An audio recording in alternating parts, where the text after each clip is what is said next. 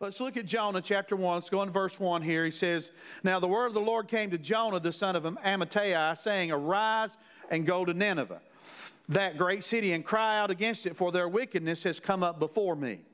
But Jonah arose to flee to Tarshish from the presence of the Lord." Now, so if you study this, he's basically going the direct opposite way God's asked him to go.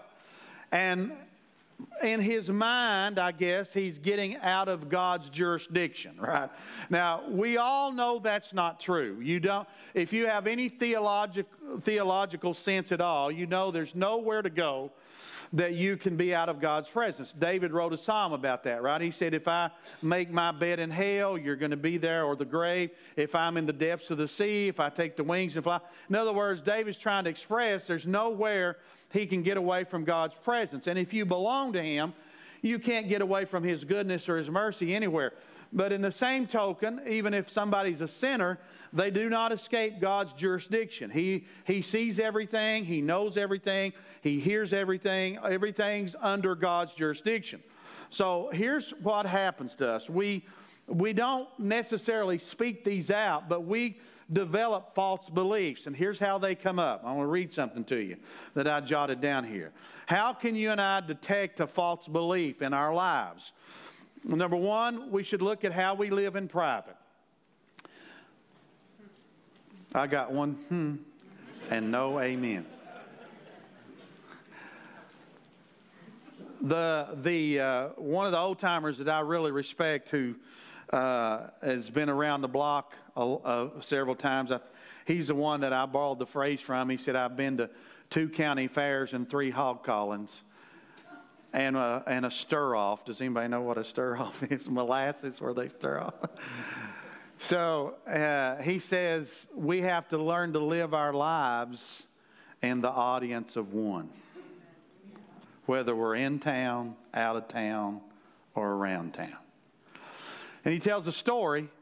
He says that he's at a grocery store. This particular minister, he's at a grocery store. And he pays for his groceries with cash, like all of us old-timers do.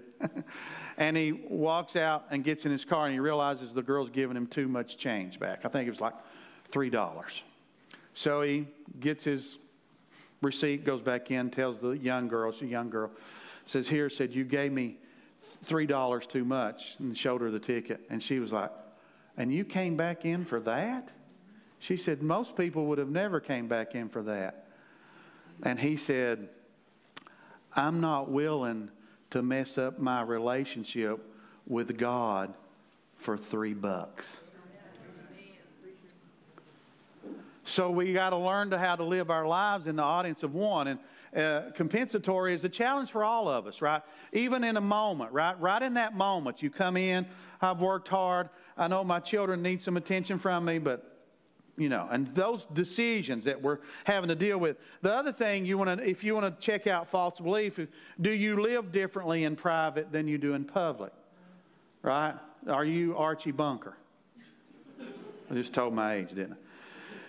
Do you indulge in things in private that you know you shouldn't do? And if that is true, even though you and I know God sees everything, we are experimenting with an alternative theology that says there are some places God can't find us. And that's how you identify false beliefs.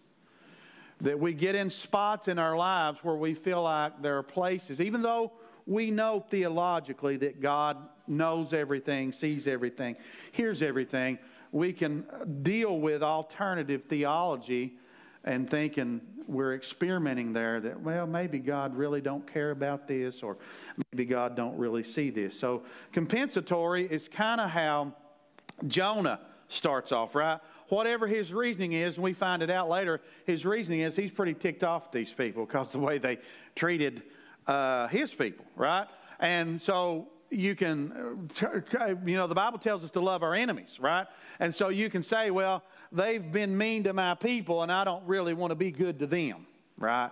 And there's some level of compensatory action going on there. You're weighing out what they did versus what you think you didn't do, and you make a decision based on that.